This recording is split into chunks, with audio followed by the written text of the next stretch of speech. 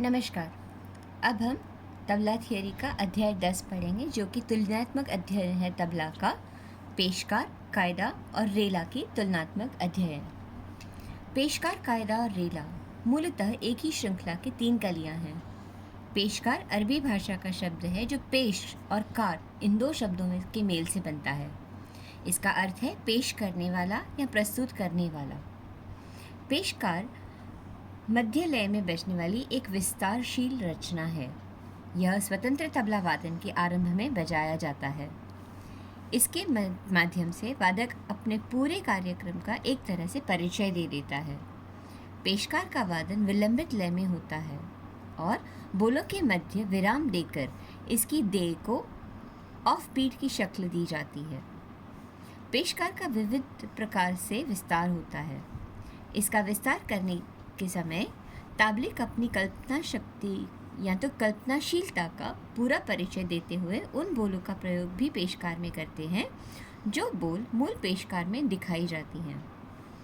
कायदों की तरह इसका वादन ठा, दुगुन और चौगुन में नहीं होता है। कायदे और रेले की कड़ी नियमबद्धता से पेशकार मुक्त होता है। यह स्वतंत्र तबला वादन का आधार होता है, इसलिए कुछ स्थानों पर इसे फर्शबंदी या ज़मीन बनाना भी कहते हैं।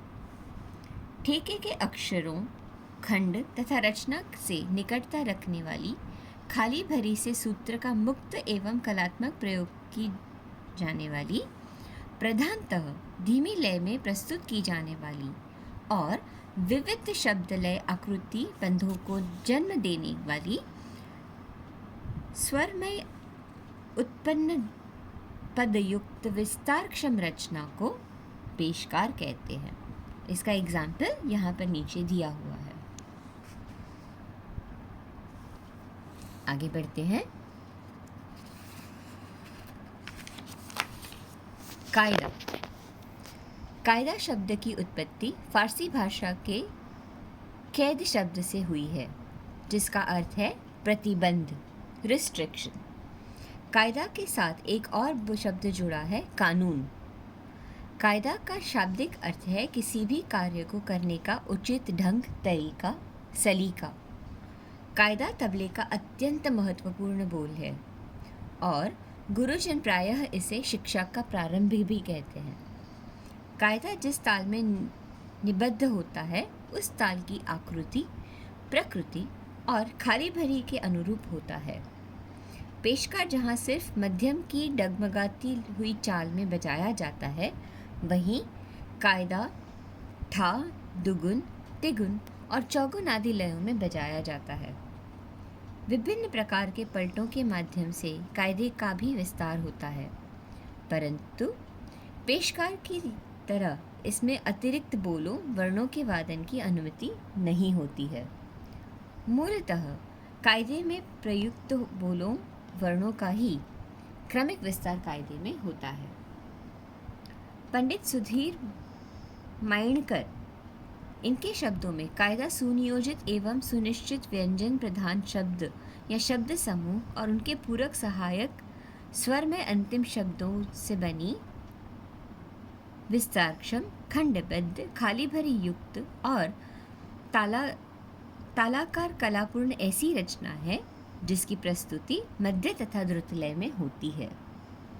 तबला वादन कला और शास्त्र अर्थात पेशकार अलग अलग मध्य लय की रचना है, तो कायदा मध्य द्रुत और चौगुन की। रेला की तरह अति द्रुत लय में इसका वादन नहीं होता है। कायदा का एक एग्जाम्पल यहाँ पर दिखाया गया है। रेला। जिस लय में कायदे का समापन होता है वहीं से रेला की शुरुआत होती है। कर्णप्रिय और मधुर बोलों से बनी एक ऐसी छोटी रचना जो अति द्रुत लय में बजाई जा सके और जिसमें विस्तार की पर्याप्त संभावना हो, रेला कहलाती है। रेला पेशकार और कायदे की तुलना में छोटी होती है। इसके वर्णों में तीव्र गति से बजने की क्षमता होती है और इस लय में बजते हुए यह धारा प्रवाह सुनाई देती है, like a flow of a river. इसीलिए इसे रेला भी कहते हैं। पेशकार और कायदे जहाँ तबले की महत्वपूर्ण रचनाएं हैं, वहीं रेला तबला एवं पखावज दोनों में समान रूप से लोकप्रिय है। आम बोलचाल में भी पानी का रेला, आदमियों का रेला जैसे शब्दों का प्रयोग होता है। इस आधार पर सघनता और प्रवाहमयता रेला की मुख्य पहचान कही जा सकती है। रेले स्वतंत्र भी होते हैं और कई बार कायदा अथवा वाट का विस्तार भी रेला के रूप में होता है। पलटों के माध्यम से इसका विस्तार भी किया जाता है, किंतु वह विस्तार सरल और सहज होता है, पेशकार अथवा कायदे की तरह घुमावदार नहीं।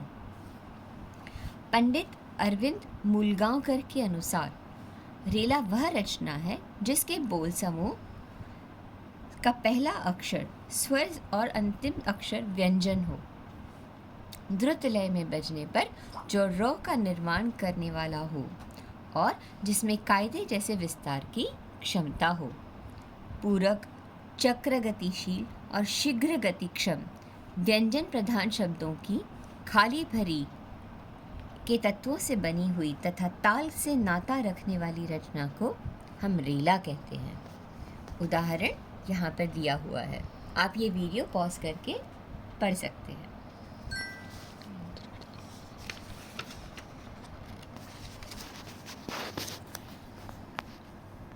सात परन, गत परन, बोल परन। वजनदार सशक्त खुले बाज की दीर्घ पल्ले की संबद्ध आकार की प्रमुखतः तिहाई से समाप्त होने वाली अर्थपूर्ण विस्तृत रचना परन है। उघट करन नाना लय होय धनाक्षर वर्ण धमक धमक धधकार रगत ताके कहियत पर्ण। पर्ण या पर्ण मूलतः पखावज का बोल होते हुए भी आज न केवल तबला बल्कि कथक नृत्य से भी अभिन्नता से जुड़ा है।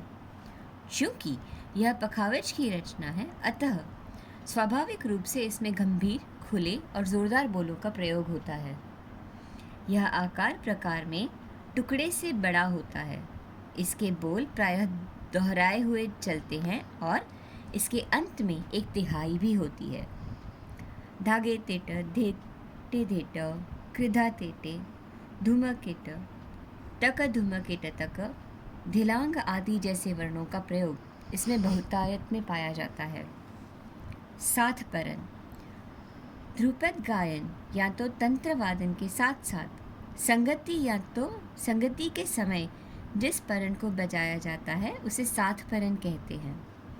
आमतौर पर ऐसी रचनाएं उपज प्रधान होती हैं और पूर्व नियोजित नहीं होती। फिर भी उदाहरण रूप एक रचना तेवरा ताल में यहाँ पर दिखाई गई है। गतपरन। गतपरन तबले पर बजने वाला एक लालित्य प्रधान रचना है। उस्ताद अमीर हुसैन खां इसे शायरी कहते हैं। माना जाता है कि गत में एक प्रकार की गीतात्मकता, गीत की आत्मा, गेयता होती है, लेकिन जब किसी गत में मुलायम और मधुर बोलों की अपेक्षा परन से मिलते जुलते वर्णों का प्रयोग होता है तो उसे गतपरन कहते हैं। इसी बात को दूसरी तरह से भी कहते हैं। जब किसी परन में गत के माधुर्य और गेयता की झलक दिखाई दे तो उसे गतपरन कहा जा सकता है। गतपरनों में तिहाइयाँ हो भी सकती हैं और नहीं भी हो सकती। उदाहरण के लिए धमार ताल में स्वामी रामशंकर पागलदास जी द्वारा रचित एक गतपरन में गत और परन दोनों की विशेषताएं दिखाई हैं। यहाँ पर इसका एक एग्जाम्पल भी है। बोल परन, कवित परन या सार्थक परन। जब किसी साहित्य रचना को परन के रूप में प्रस्तुत किया जाए तो उसे बोल परन, कवित परन या सार्थक परन भी कहते हैं। ऐसी परनों में किसी देवी देवता की प्रस्तुति या स्तुति, उनकी प्रशंसा और उनके गुणों का वर्णन होता है। उदाहरण के लिए चौताल में माँ सरस्वती पर आधारित बोल परन, कवित परन या सार्थक परन स्वामी रामशंकर पागलदास जी की रचना जयति जयति जय मातु सरस्वती चमचम चंद्र मुकुट सोहत अति कर बांधे सुर विनय कर ले मृदंग, धग धग धग दिगन धा बिन पाणी धरे। इसी की रचना आप इस तरह लिपिबद्ध होते हुए भी देख सकते हैं। इसी के साथ हमारा यह 10वां अध्याय भी समाप्त होता है। अगले अध्याय में 11वें अध्याय में हम वादकों की जीवनियों के बारे में पढ़ेंगे और इसमें भी हम केवल तबला वादकों की जीवनी को पढ़ेंगे। धन्यवाद।